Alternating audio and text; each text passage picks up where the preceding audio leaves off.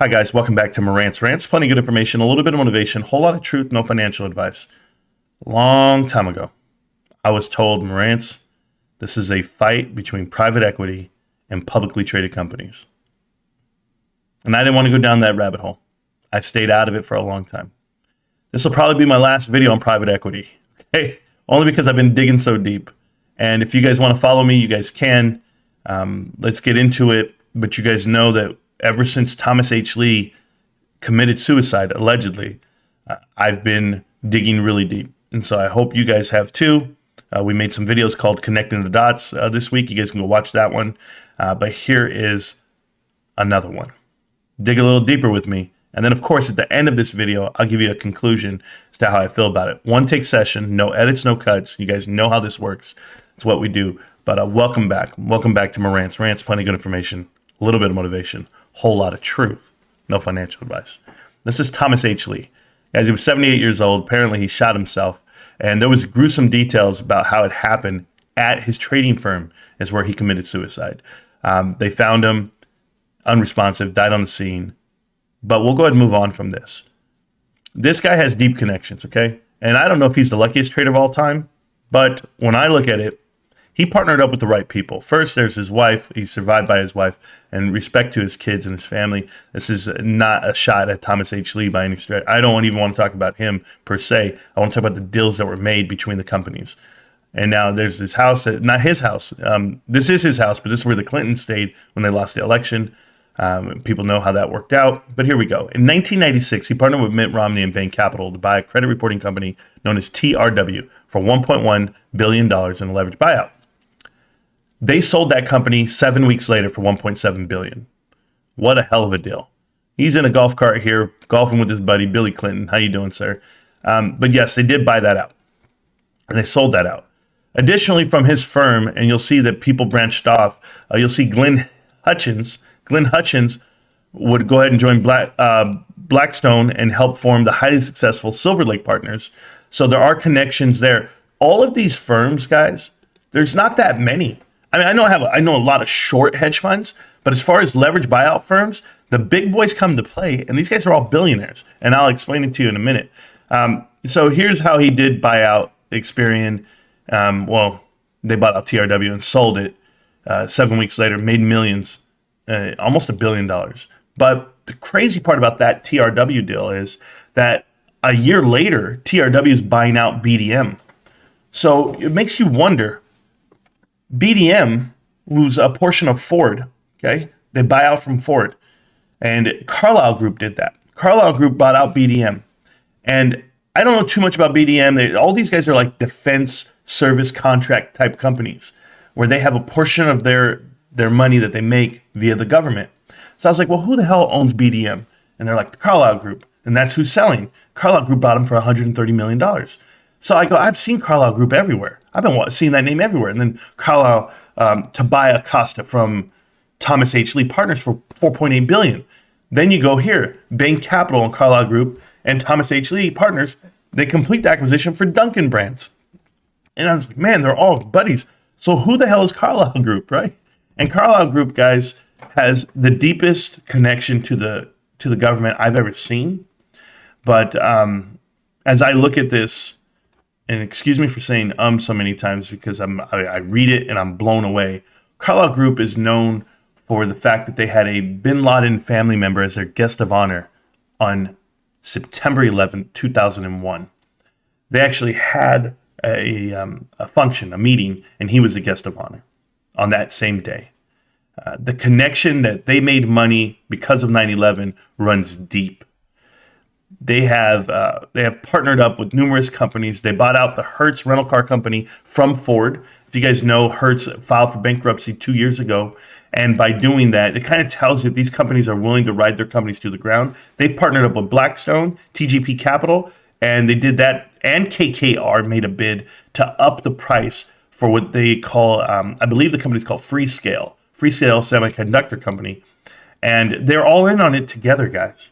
Like all the same group. When I say KKR, you guys it should trigger in your brain. You're like, KKR. Yeah, KKR, Thomas H. Lee, Blackstone, Carlyle Group, they all bought Nelson. They all bought the Nelson Company for like $16 billion. And so they're all partners. And it's scary. It's scary at times. But as I scroll down, I just want to make sure I see the right part of this, because they were accused of a lot of bad things for the 9/11 funding of things. When your guest of honor is a family member of him, what can I say to you?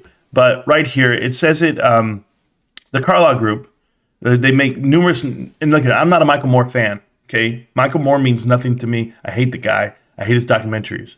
I just don't like his approach.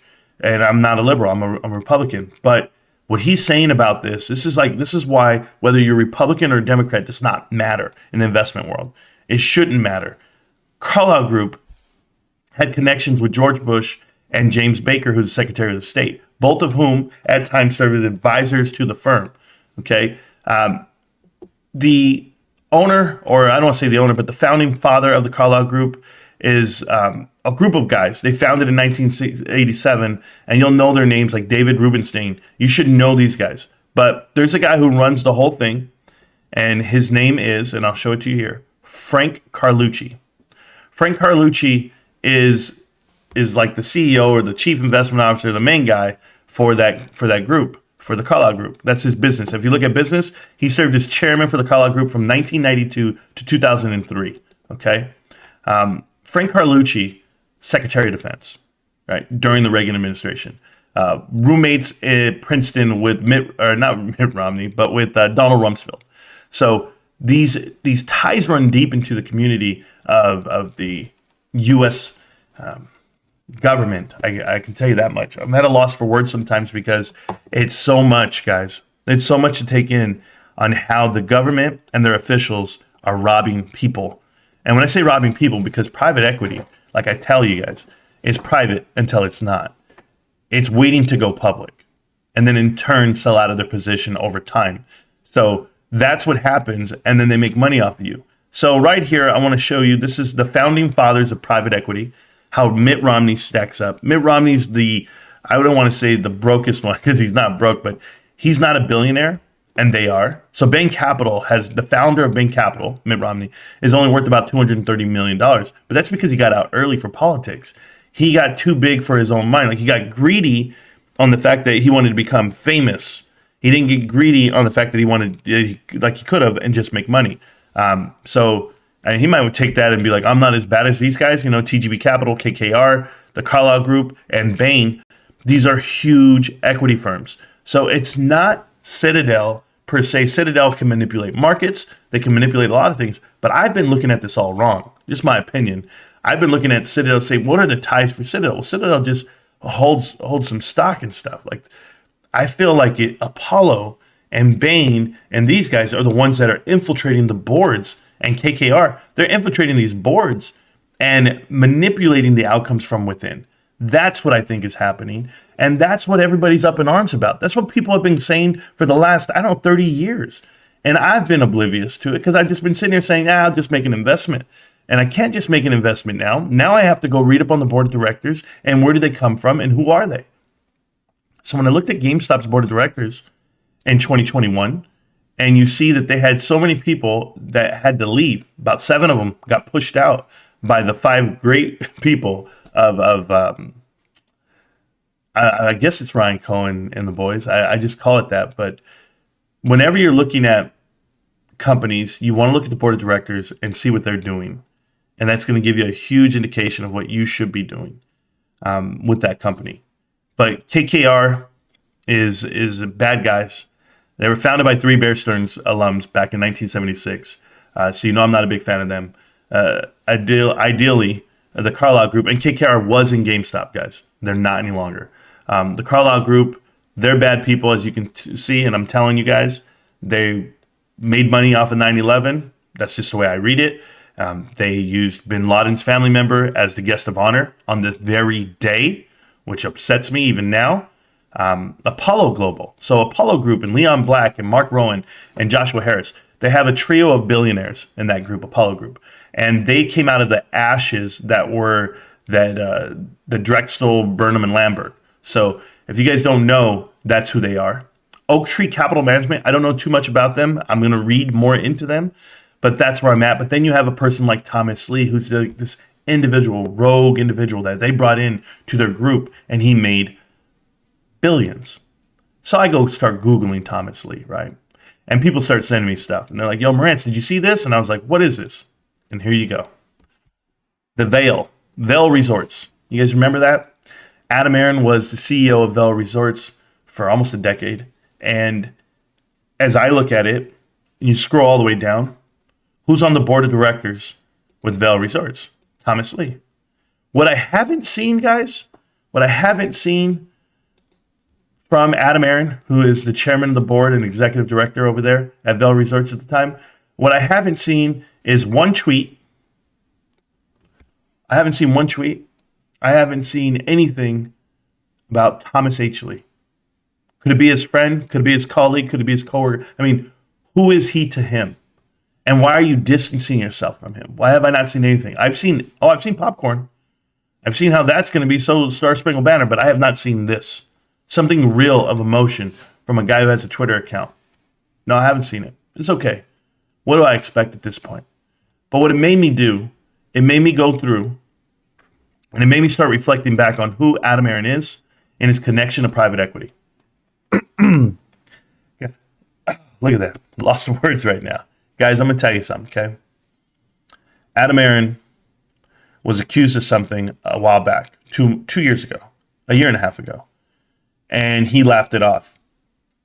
So last night when somebody reminded me of that, I was like, let me go Google this thing. Let me go figure this out. So we go in there, and it's Centricus Acquisition Corp. Now, everyone in the world ran with this story. Everyone said, well, there you go. Citadel owns this. Citadel owns a portion of this company. He's working for Citadel. I'm with you guys. I was like, oh, man. Well, what do you expect? He's a snake. And then I said to myself, well, hold on. Maybe there's more to it. Remember what I told you the other day? Why I invested in the GameStop? At the end of it, I used the last little bit, and I said, my last slide, I said, review the story. So I wanted to review this story here. What has happened in a year and a half since then? Since he denied the allegation. Well, Centricus has partnered up. Deutsche Bank is serving as financial advisor and capital markets advisor with a company called Arquette. I don't know if I'm saying that right. You know, I'm not good at this. Arquette or something. Arquette. I'm not good at names that aren't spelled correctly. And as a placement agent on the PIPE offering. Now, if you guys don't know what PIPE means, we'll go back really quick. PIPE is a private investment in a public equity. Definition and example is that you will pay a cheaper price than what it's listed at to the public. This is all regulated. They can do this. People agree to buy large amounts of company and stock, and they do it for below the current market value per share. If you're familiar with a PIPE, you'll look at Antera buying AMC for less than what the market is selling it as. And I know you guys think it's criminal, but it's not. All right, so here you go. So JP Morgan is serving as financial advisor for Centricus in connection with the business combination and as a placement agent on the PIPE offering. White and Castle, LLP, is serving as a legal advisor for Arquette. I'm going to call him Arquette, right? Arquette? I don't know how to say it. Limited. Latham and Watkins, LLP, is serving as legal advisor for Centricus. Sidley Austin, I believe that's her name. Sidley Austin is serving as a legal advisor to the placement agents. So I go look at the lawyers first. And when I see that, I go, okay. Sidley, however you want to say it, represents Apollo. On almost every deal Apollo does, guys, and I have just 5 right here, 5 different ones. That's their counsel. Remember, I told you about all these things. You follow them, like you follow Kirkland and Ellis, and they do everything with Citadel. Well, I've got Sidley doing everything with Apollo. Now I've got White and Castle advises Apollo. White and Castle advises Apollo.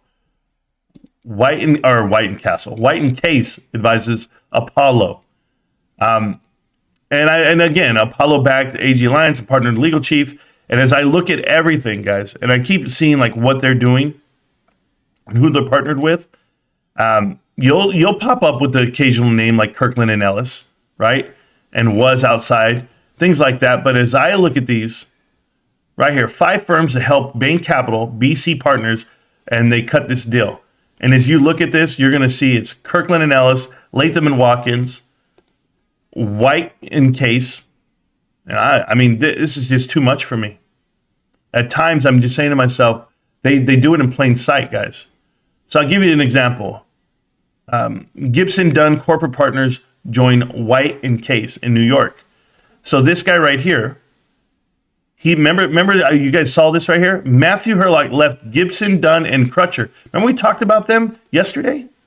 We talked about them yesterday to join White and Case and MMA. Now, he joined White Case, and what happened Thursday, he worked with the biggest partners and some of the biggest players in private equity. Some of his current and former clients include Bain Capital Partners, and then you'll see Morgan Stanley, Oak Tree Capital, like I just showed you. He's partnered up with the biggest ones of them all. So that's just an example of how their lawyers are in on the deal. White and Case again. Latham and Watkins advise Apollo. Latham and Watkins, billionaire Apollo funds for an acquisition that they do.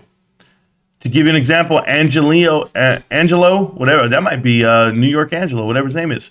He is a partner. He was a partner at Latham and Watkins, and now he's at Apollo, guys. He actually the managing director for Apollo Insurance Solutions Group at Apollo. Okay, he left being a partner at Latham and Watkins to go join Apollo. So everybody's connected to Apollo on this firm, on both of these firms, and I went down, I looked at every single case they've ever done, and I opened them all up. Now, why am I doing this? Why am I showing you all this, guys? I have an opinion, and my opinion is mine and mine alone.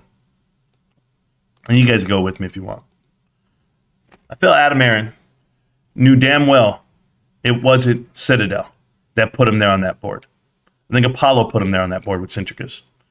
And I haven't looked further into the deal, but to see all of the players that are involved, and it's all Apollo-based firms, Apollo-based people, former employees.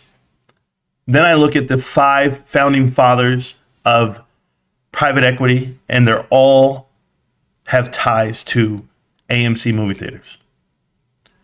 Guys, I know you're not going to like to hear this. I know a lot of you guys don't care to hear this part.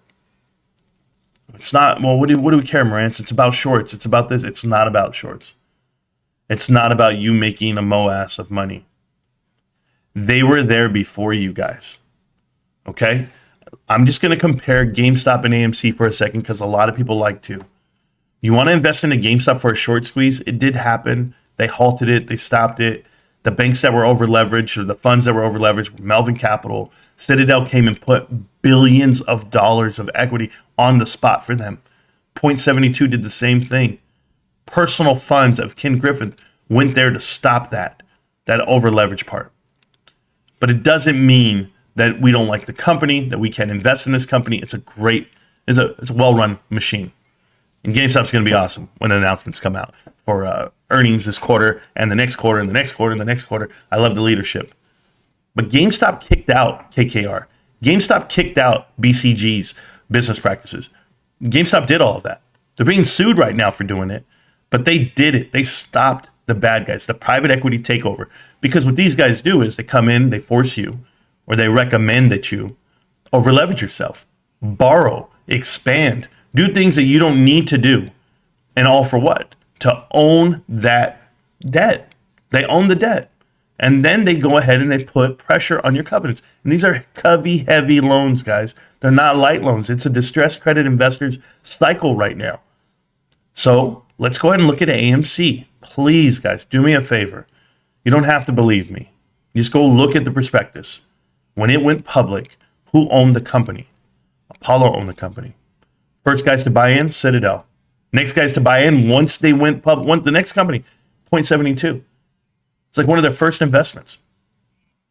Everybody wanted in because they planted their man on the team. They put Adam Aron. You guys think Adam Aron's been chairman of the board the whole time? He didn't get there till 2021, guys. Chairman of the board for AMC. And why? Because he told them, I've got the people. I've got the public. I've manipulated them now where they'll do anything I say. They're going to buy ape. They're going to eat it. They're going to swallow it. It's checkmate. Go look at the books, guys. These guys have owned this company from inside and out. And I'll even give you an example. Somebody like Mudrick being allowed to come in, make their money, leave. That's private equity. They get in and they get out. They even had AMC invest their money into HYMC. Go look at that investment. But if you want to look at Intera and what's happening to you, I'm going to show you exactly what private equity does. They let you borrow the money. They then call you up for it. They short it themselves. And then they buy right back in. They sell again and they rinse and repeat. This is a cash cow for them. You want to know why they're making more money than they've ever made, all these companies? Because it's a distressed credit investors, paradise right now. It's because of companies like this and people getting manipulated like you.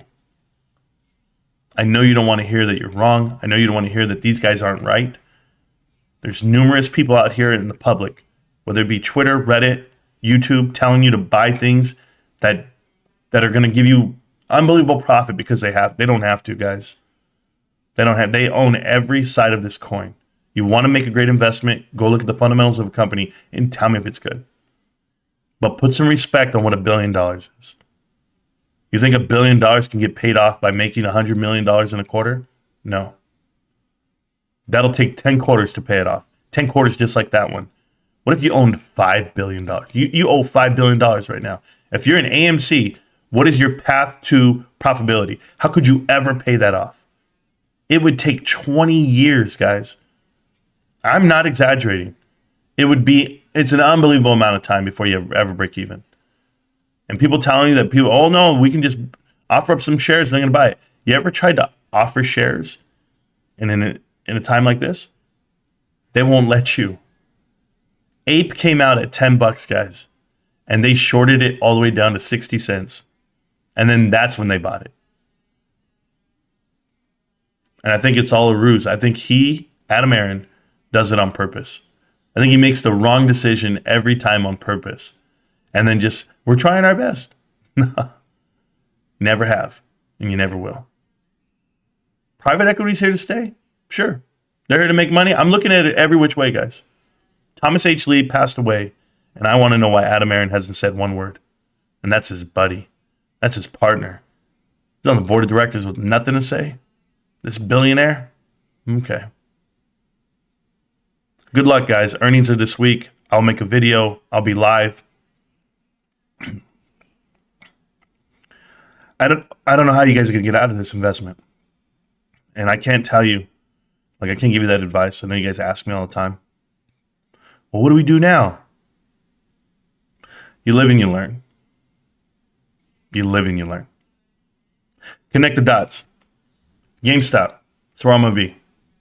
Peace, millionaires. Peace. GameStop. Can't stop, won't stop. GameStop. I'm going to see you around.